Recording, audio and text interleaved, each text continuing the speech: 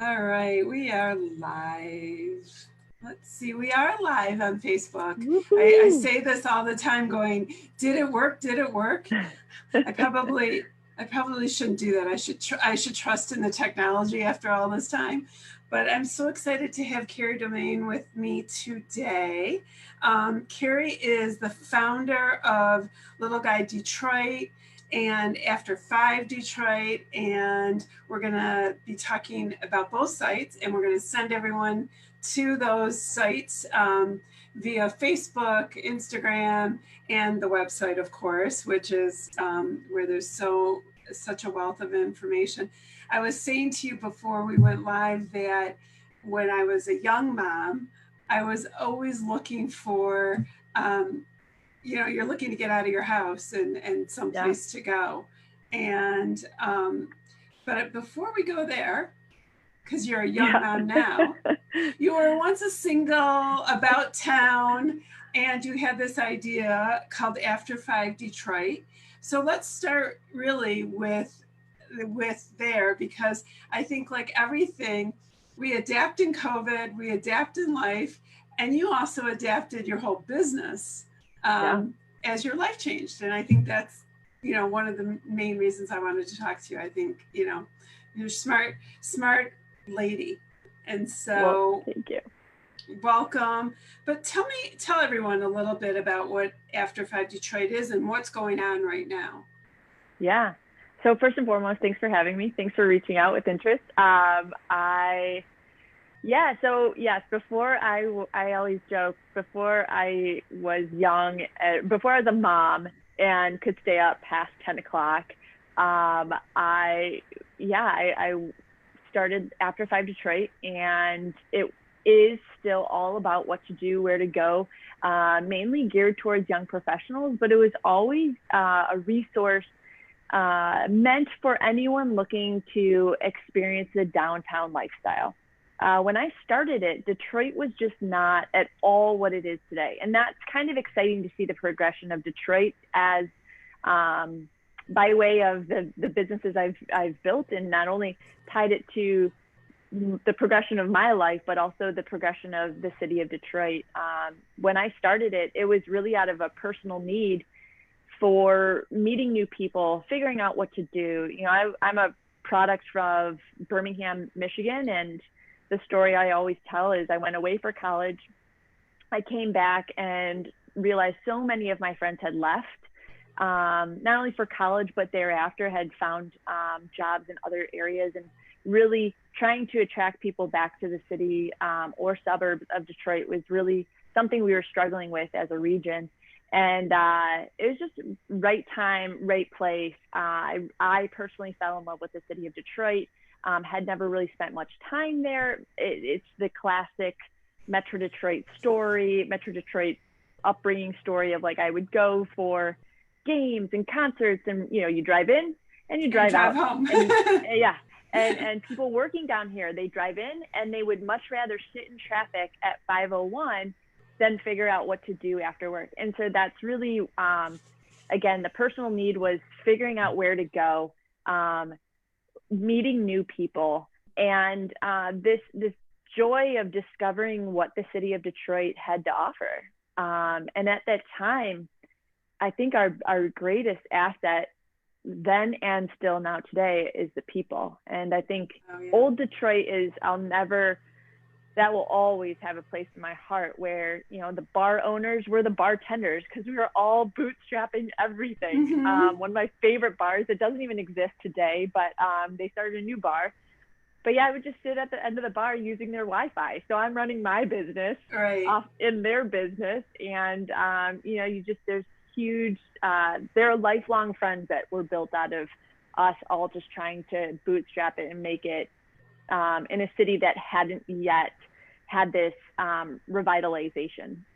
Well, and it's funny because I'm that much older than you. And when I moved here, and it was not on purpose, I was on my way to New York, and I happily got stuck here, I always say. But my job was downtown in New Center. And so New Center was not New Center. It was, I mean, you barely could find a place to have lunch. I worked for the PBS station, so you could go in the Fisher building and maybe, if you were lucky, something might be open at lunchtime. I mean, it just was impossible to find anything, near there. But I just loved being in Detroit. And I loved going downtown on weekends, and we would go listen to music and go to the Rattlesnake Club and do all those things. Like, I had a group of friends who were adventurous, because really people didn't do that per se. And Right. you had to go to the jazz clubs, but it was hard. We didn't have the internet or cell phones really. That's how old I am. But you had to look and know where people were playing.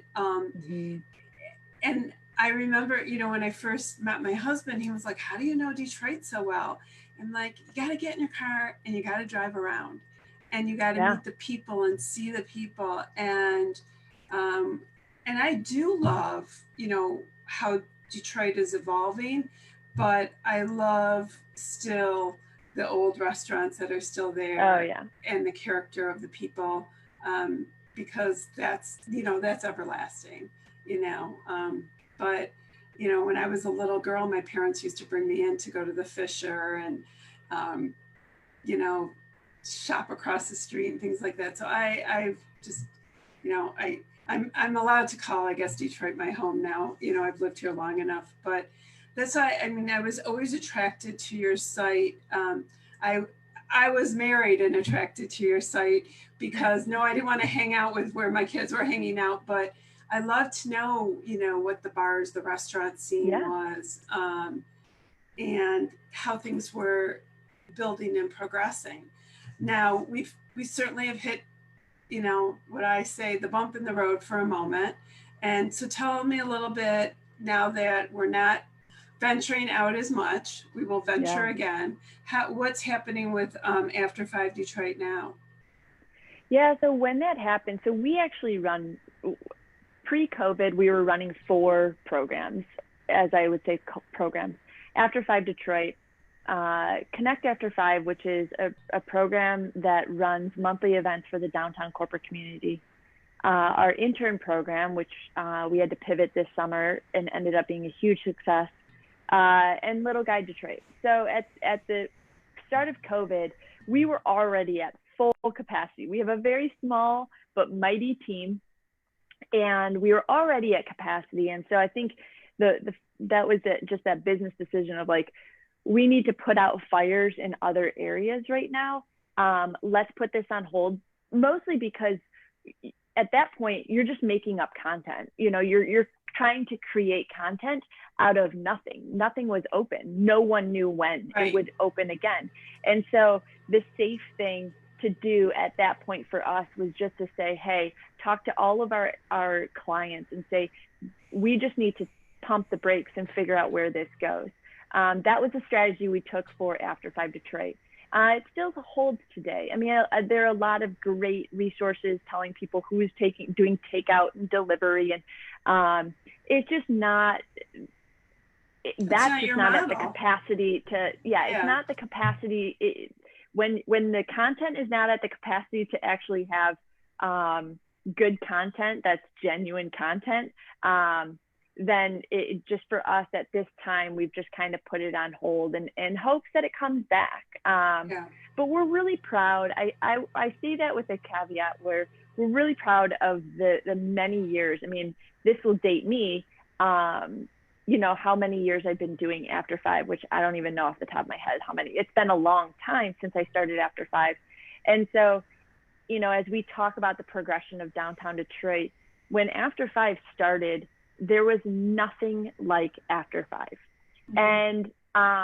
And we really had this niche. And now people are, and we played this really special role in the community, and especially the downtown corporate community, where we really help push these companies to engage their employees outside of the office walls, to say, hey, go out for lunch. It's safe. Go out, like stay after work. There are so many cities that like happy hour is a culture. it's a way of life. It's part of how they feed themselves because, you know, we're all young professionals, and they are taking advantage of happy hour specials. So, you know, I remember you say that, and I hope you don't say it tongue in cheek, but as a publicist and working with restaurants in Detroit, my number one thing to a restaurant is I'll look and I'll say, you don't have a happy hour menu. And I'm like, you need a happy hour menu. And I said, nobody wants to get on the road. Now, I'm not encouraging you, but you need to leave work, and people, whoever wants to go home, get on 696, get on whatever you're, 96 and everything. But you need to say to people, stay downtown, have some light appetizers, have a beer with your friends. And, I loved when I had restaurants that had great parking, because it was like, oh, we have great parking. And, but it was, and I would send you, I know I would fill your inbox saying like, we're having happy hour, we're having jazz, or we're having, because it really, you're talking about a group of people who, for a lot of them, did go away to school maybe, or had a campus life of sorts. And what they're looking for is to continue that in their work world. And Detroit, for the longest time, didn't have anything and a culture like that. And you would hear things like, well, in Chicago, they have this, or in New York, they have this. And I was like, I went to visit my friend in DC, and she's like, this is legit how I feed myself. I'm making, like, we were fresh out of college, and she's like, I make nothing.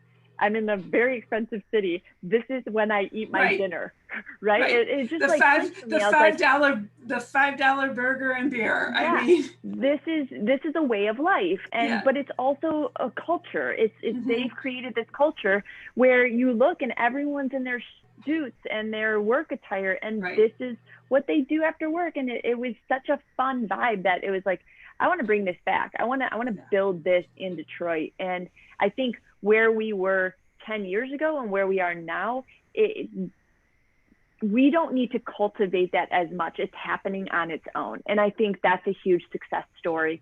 And if we can say that we are a little part of that, that will be a huge, token of success for me. But so we'll see how things turn out and how long this lasts.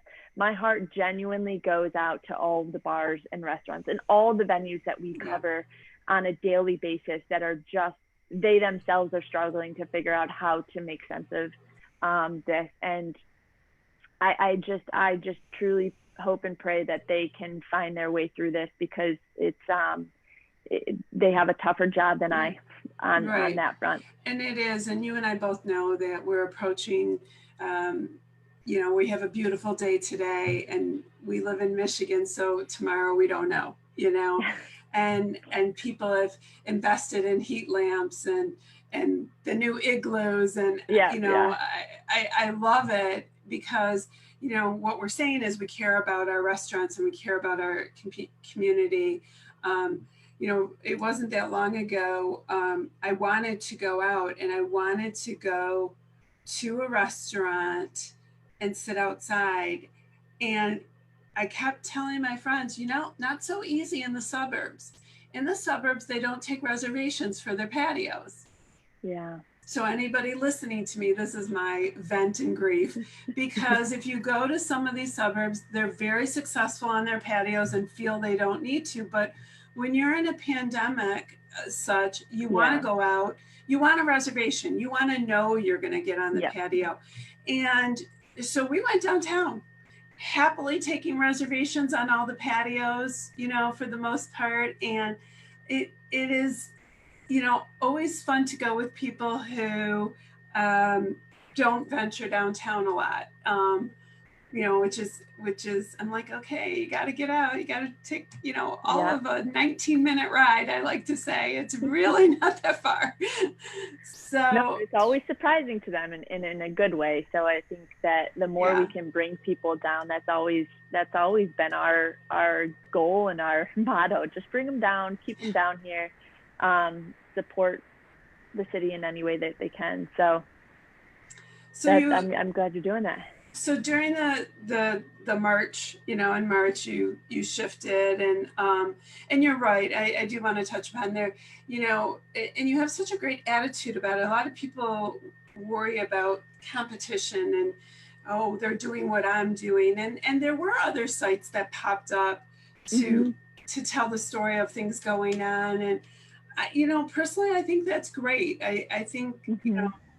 you can look at it as competition, or you can look at it as, if we all build, there's that need too. Um, Yeah.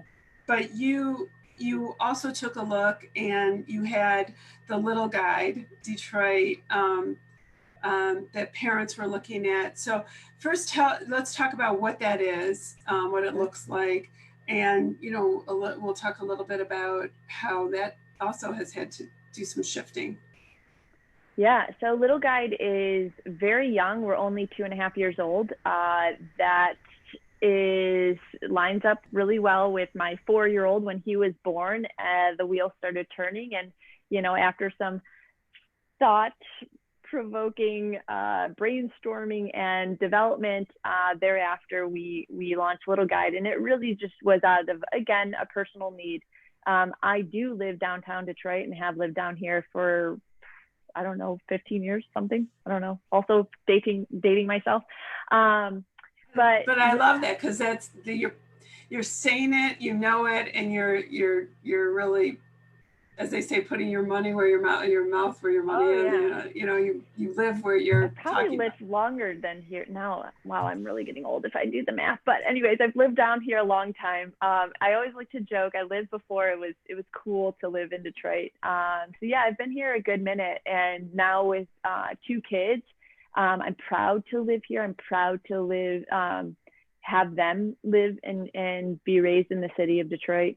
Um, and so yeah, Little Guide came out of, again, my personal need. There are a couple of main goals that I wanted to accomplish with Little Guide, and the first I'll tackle just based on our last comments. There was really no outlet, no publication, nothing that was talking about to Detroiters or about Detroit, other than like, hey, go ice skating in campus marshes. You're like, cool, got it, thank you, everyone knows that. Right. But like, if I'm living here, what do I do with this child and now children? And there, by the way, there are a lot of Detroiters there with kids here, right? We have Right. a huge population in the city of Detroit that just was kind of being left out of the conversation.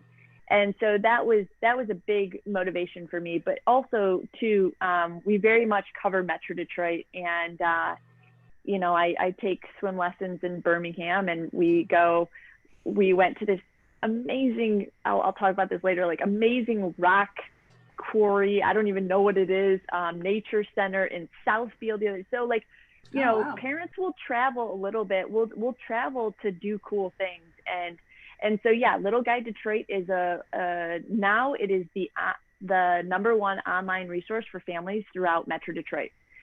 We have far surpassed every other outlet and publication in just 2.5 years, and now we're like, literally, our site crashed yesterday or this morning, and 2 days ago. It has just been insane lately, the growth that we're experiencing. So it's been really fun. Are you finding right now during the pandemic that people are looking for additional things to do with their kids because they're trying to add to their schooling, or they're just trying to get their kids out of this Zoom box that so many of them are in? Yeah, I think all of the above, right? When we first started this, that's where, again, going back to the capacity of, we had to pivot. We were so heavy on events. We had become known for our event calendar and just really curating the top of line events, event calendar for families. And so then when events were just like canceled, we really had to pivot who our voice was. And then in the summer, it was like our event calendar was filled with virtual events. Now it's a good combination and lots going on. But what we're really seeing and what we're experiencing ourselves, so we're going through this too. So it gives us it's not a competitive edge. Everyone's going through it, but it certainly gives us an authentic voice to say, all right, what am I dealing with? What am I searching for? What's in my head? I'll text Kerry, who works with me. I'll be like, hey, I want to search this. So let's create that. Right. I want this guide. Let's create that. And vice versa. She'll do the same thing. So we're finding everything you mentioned, like one, not only assistance with online learning, but then mostly like what to do, how to get out of the house, where can we go, what can we do, what is open, what I mean, I think the coolest thing, one of the things that did go viral, as I talked about the rock quarry, like someone had told us and she went and then I went and I was like, this is the coolest thing I've ever done with my kids. I'm thinking this sounds like the coolest thing, and I'm not far from there, and I'm like, I have no idea what you're talking about. Like Carpenter Lake Nature Preserve. If you've never been, go there. I had never even heard of it, but that's the power of, like, we put it out on a Saturday, and on Sunday we had a couple people tag us and be like, this place is packed with families because of your post. Like, they even overheard people talking about it. And I think just people are just grappling for things to do that are unique and fun, but still, but that are safe and, open and available to do. And the beauty of that, and a lot of times what we do is find free things too. You got to, kids are expensive and they don't always have to, what you do with them doesn't always have to cost money. So that's a bonus when we can find those things too. I think Kerry just said something so important. I remember when my kids were little, I was probably as guilty as any mother of wanting them to do things, but then I would sign them up for a class. And I remember once, I probably maybe only had my oldest at the time, and I said, I'm taking him off to ice skating lessons. And my mother said to me, can't you just take him ice skating? And, he's 27 now. Okay, so some things just stick with you where you think, like, you don't always have to take a lesson. You don't always have to pay for things. Sometimes experiences are just being together doing. And, that's one thing I really do like about what you put out is, there are things that cost money, but there's also things that are just experiences and fun that are being together as a family or a caregiver, and that you can just enjoy, because right now people are on all different budgets, and kids are expensive.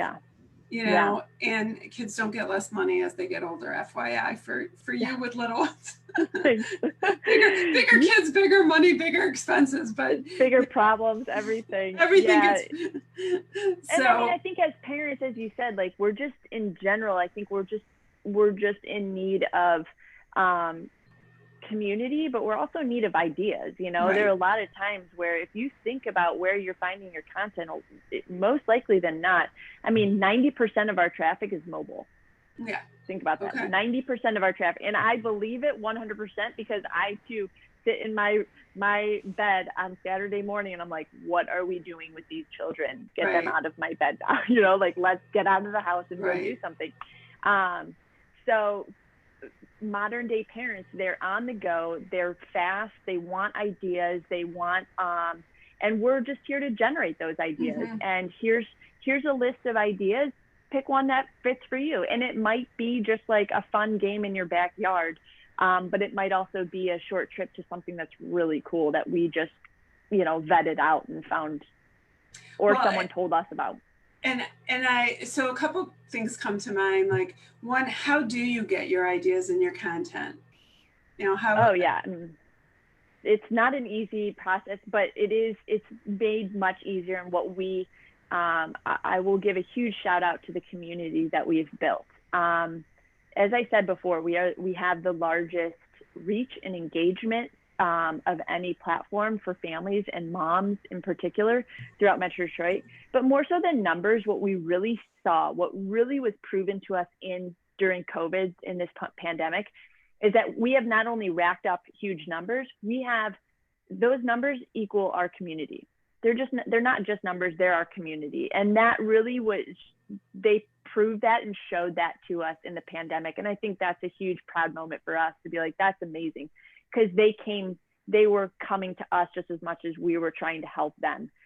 Again, we're in it too. We're moms. I got two. Kerry's got two at home. We're in it trying to figure out what our new voice is, and they helped us all every step of the way. So a lot of times, so many times people tag us in things that they're like, hey, I found this. This is really cool. Or, you know, Kerry, who works for me, she's just a master at finding things. And, but we really try to communicate with our viewers and our audience as much as possible. Be like, what are you doing with your family? Because we need ideas. Right. Not us personally, but you know, and then we'll share it with our community. But like, even I literally, before we got on here, I posted, this week is National Fire Prevention Week. And we asked some of our biggest fans to say, hey, will you help us in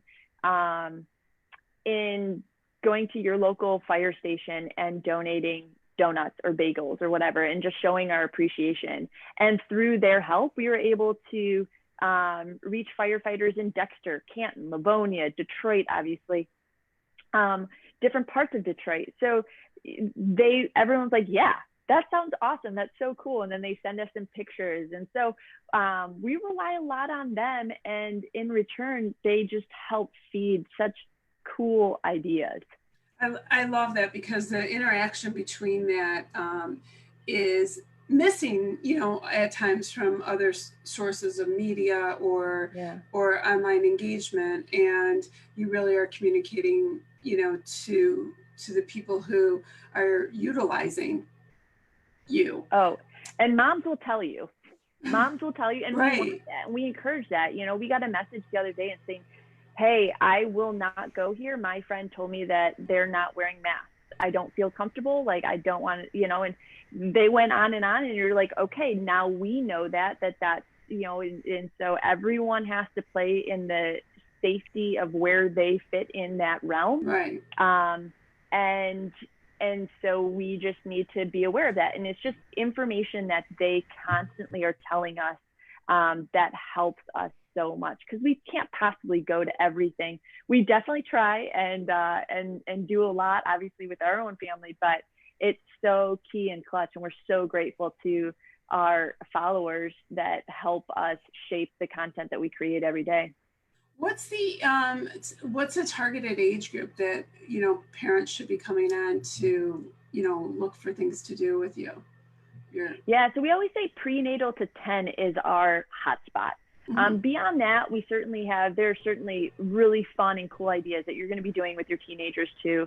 But we just find that after 10, they start getting into their own leagues, you know, sports, organizations, and, you know, time gets taken up more. But when they're really young, you're just like, what are, you know, constantly looking for things to do with them. So that's really our sweet spot. But certainly, you know, you can go apple picking or pumpkin picking with anyone, or cider mills. I mean, it's the perfect first date. So you can't tell me a teenager, they're going to mope and be on their phone, but let's face it, they do like it. They're just not going to admit it. That's the problem with, you know, a teenager is, you could put out all the fun things to do, but they're gonna pretend they're not having fun while they're doing them. So that's that charming age. Here's one that you may or may not know. I don't want to, I know how busy you are, but what's next? You have come up with some amazing technology ideas, and, you know, what's next for your company? I always get the joke, like, can you create before 5 for those that are like my parents' age? That that's always the joke. But what I'm really proud of is this year in the pandemic, we have focused on our 2 biggest generators of everything, which is our intern program, which we haven't talked much about, but I'm happy to delve into that, but also Little Guide. And I think right now, for the first time ever in my career, we've always just been so like, what's next? build it, build it, build it. And for the first time, and I wouldn't even say it, we still have 2 major programs that we're running. And in the background, we have the 2 others that we're just keeping an eye on of what's the next progression for that. I'm really excited to really just solely focus on Little Guide right now. And we came off an insanely busy summer where I'm crazy proud of what we did for our intern program, which used to be 6 large scale events for the interns. So we would host over 3,500 interns each summer from the region's top companies. And we would do 6, like I said, large scale events throughout the summer. Clearly that was not a model that would have worked this summer, and we had to pivot hard and fast with that, and went all virtual. We ended up having 7 weeks, 55 sessions with top executives from around the world, but a lot here locally, regionally, but literally the top executives regionally. Everyone said yes. Everyone gave their time so generously. And it was just, it just ended up being an incredible program. And so I think what's next for me right now is just being able to be hyper-focused on those 2 things rather than like little things here and there. And I think that's really exciting to be like, where can we take these if we just have more time to dedicate towards them? So probably any of my team members are like, please stick to that answer, because in any second I could be like, let's do this. Let's do this. I'm an entrepreneurial masochist, as I love that. But I love that you also brought together and pivoted with your internship program. What is that, or is it too early to tell what that will look like come next summer, or as you start to generate for next summer? I think when we were in it, we always had a great response with our intern program. It was just a really solid program. But this program, like this summer, people are like, this is actually amazing. Like no matter what, we got responses from our sponsors, from our participants, from our participating companies that said, hey, no matter what, like you should find a way to wrap this model in to, if you go back and like do a combo model. So that was really exciting. And I think what we ended the summer with is like, we don't know what 21 summer is going to look like, but we now have a basis. I mean, we're talking, we came up with a new name, new logo, new website, brand new website, new model. Like the business model didn't work, whatever. So a brand new model, like it was such, talking to another entrepreneur, I was like, it was startup days. It was like I was up till 2 a.m. and I'm too old for that. Like in my 20s, that was cool, that was fine, whatever. 2 kids later and many years later, I'm like, man, I am way too old for this. I really appreciate my sleep. And so that was a lot, and it took a lot out of us. So long story short, now that we have the foundation of both, it's really exciting to be like, well, whatever's thrown at us, we can adjust and make, and we have the foundation ready to go. My guess, and I have talked to not many companies, but some that are just like, I actually talked to a big company of ours last week, and they're like, well, let me make this easy for you. We're going virtual. I was like, cool, thanks. That now I know that. And, and we'll just continue to have the conversations. But I think the company, Kerry, I think you're hitting on it. And I've said this to many of my clients that, you know, I don't use new normal ever. I say, you know, we're adapting and we're pivoting in our business world, meaning that we are going to do a lot of things combination. We are going to send people back a little bit more back to work, and they're going to travel a little bit more, and they're going to shop a little bit more.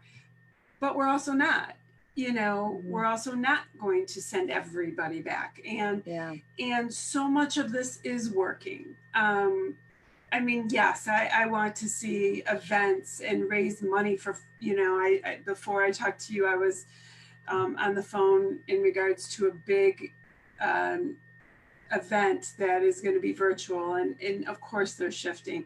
And yes, I would love for them to have it be different, but what is your choice? Your choice is to not have it at all, or to get up in the morning and shift and know this is the way it looks and it's going to be. And I think, you know, like a good entrepreneur is thinking like, you know, I might have some in front of me, I might have some not, but I think ultimately people are going to grow bigger with that model.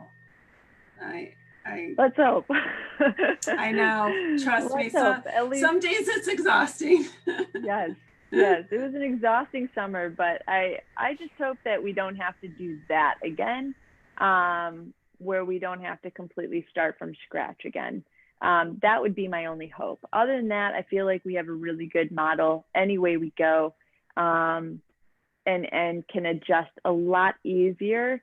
And the fluidity can happen so much quicker, now that we just have something under our belt.